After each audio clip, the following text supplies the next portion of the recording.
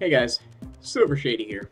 Welcome back to another episode of Pokemonday. And this week, there was a little bit of confusion about how I was going to do this, if I was going to do this, or you get the idea. But I decided to go over a Mega Rayquaza list for you guys. It's one of the decks that, when it came out, I absolutely adored it. Then Night March happened. And since then, it's been trying to claw its way back. Recently, it did beat out the Decidueye Bioplume list at this last regionals, I believe we had. But yeah, I mean, it seems to have been doing decent this season, but nowhere near as well as people were expecting it to be. It still is one of my more preferred decks to play, just because I love how it works and how fast it is. But this is just more of a basic list to give you an idea of what I've been working with. So we're going to get right into this. We have one copy of the the colorless Rayquaza EX from Roaring Skies. Sorry. There we go. Alright. And we have two copies of the Dragon-type Rayquaza, also technically from Roaring Skies, albeit I have the tin from the one. The reason we run the 2-1 split, Eviltal, I've been noticing, at least online, is running around a lot. And when Eviltal starts running around, people tend to break out the Jolteons. And when the Jolteons come out, Rayquaza cries. I haven't been noticing as many fairy decks. Naturally, I mean, your basic Rayquaza just, it doesn't matter. It really doesn't. Whether you use the Dragon type one or the colorless type one, the only real argument you have for using the Dragon over the colorless, regardless of what's being played more commonly or whatever, is just the fact that it has 10 more HP. And yeah, that's about it. By the way, it all depends on what's being played in your area. So if you're seeing a lot of Jolteon EX running around, you're going to want to use the Dragon type Rayquaza. Whereas if you see a whole bunch of Xerneas running around, you're probably best off primarily using your colorless one. It's completely interchangeable. And then, of course, we have the big bad boy himself, Mega Rayquaza EX, 220 HP, Mega Pokemon EX. For 3 colorless energies, he does Emerald Break. This attack does 30 damage times the number of your benched Pokemon.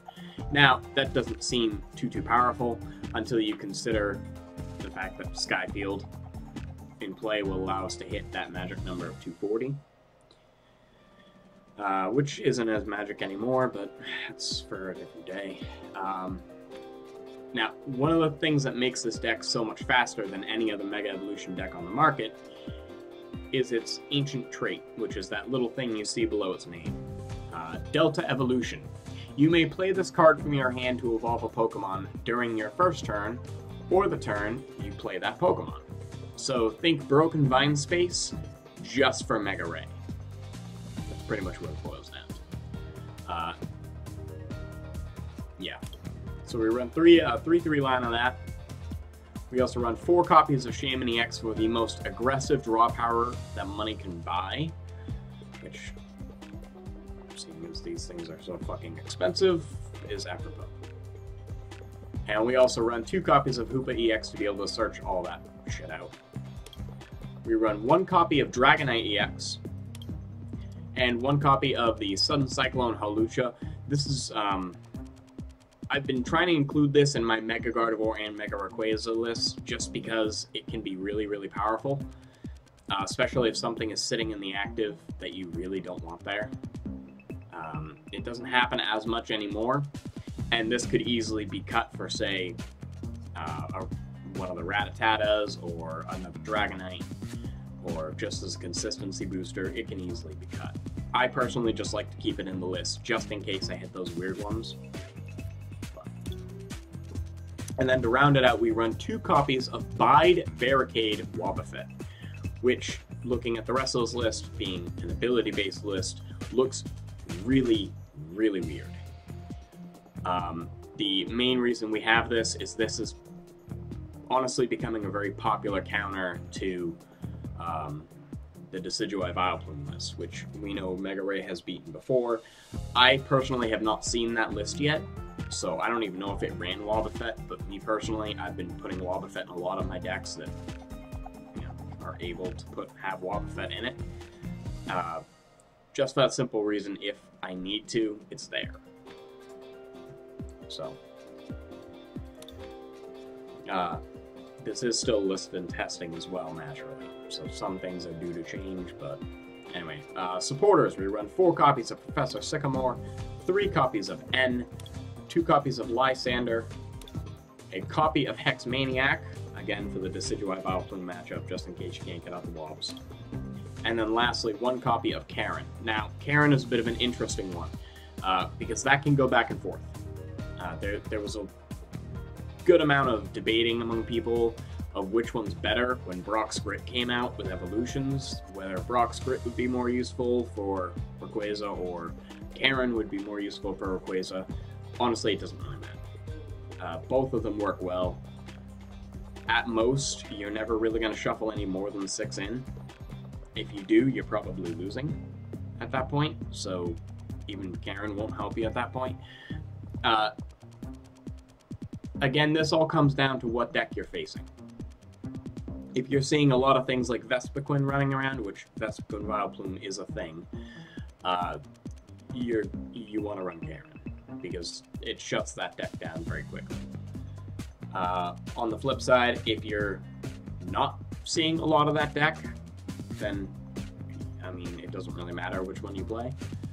Brock's Grit will help you get some energy back if you need it, but yeah, that's about it. Anyway, moving on.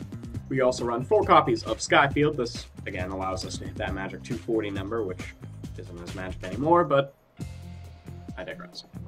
We run 4 copies of Ultra Ball, 4 copies of Trainer's Mail, 4 copies of Versus Seeker, 3 copies of Mega Turbo. Naturally, Mega Turbo, when you play this card, you attach a basic energy card from your discard pile to one of your Mega Evolution Pokemon, which means you can hit all 3 of those energies in one turn with a DCE attachment and an energy in your ditch. So, makes it very nice. And then 1 copy of Special Charge, because double colorless energy is our shit. So, that's what it boils down to. We also naturally run 3 copies of Rayquaza Spirit Link. I bet you didn't see that coming. I don't know what gave it away. And 2 copies of Floatstone. This is mostly for our Wobbuffets. And then to round out our list, we run 4 copies of Double Colorless Energy and 4 copies of Psychic. Now, the reason we went with Psychic is because we're running the Wobbuffet. If you're not running the Wobbuffet and running something else, whatever your tech attacker is, just tech it into that. Yeah, pretty much. Now, a couple of things about this list that I have been debating on is debating on putting in a copy of Professor Kukui. As I said, that 240 number isn't as magic anymore. While they're rarely played, and honestly the only one that's seeing any form of competitive play at least, that has this number being Solgaleo, but the GXs have been hitting 250 on a regular basis. Most of the GXs we have out there now are in that 250 range, so that's becoming the new magic number, which sucks, because before the X and Y era, 180 was the magic number that you needed to hit. Then it became 240 with Mega Evolutions. Now we've hit 250. So yeah, I've been debating on a copy of Professor Kukui. I also wanted to try to fit some form of switching card in here, but the only problem with Mega Ray, the big problem with Mega Ray is it's very tight on space. And then lastly, I was hoping to thicken up my line of Rayquaza being 4/4 list, but again, you have to make room for that 4th Spirit Link too, which that ties up a lot of space. I might look into a couple other Rayquaza lists. It depends on how things work out over the next few weeks. With any luck, I should be able to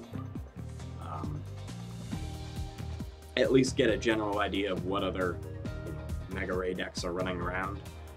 And if I find one that works a little bit better than this one, I probably do a profile on it. I mean, there's a lot of decks that if I find they change significantly, I'll probably be touching base on once again. This one's being added to that list, because again, this is a list in testing. But with everything going on, I haven't really had much time for playtesting anything. In fact, as far as the deck that I'm currently using, I'm still using the Decidueye Vileplume list. I haven't changed it, period. And even then, that deck is probably going to be getting torn apart here soon, as we start creeping closer to Guardians Rising and the new cards coming out with that. I'd like to start testing with some of those cards, so look forward to that for future episodes. But anyways, so here is your code card for the week. There's another pack of Sun and Moon. Again, let me know what you pull. I'd love to hear it. And thank you guys so much for watching. And we'll see you in the next one.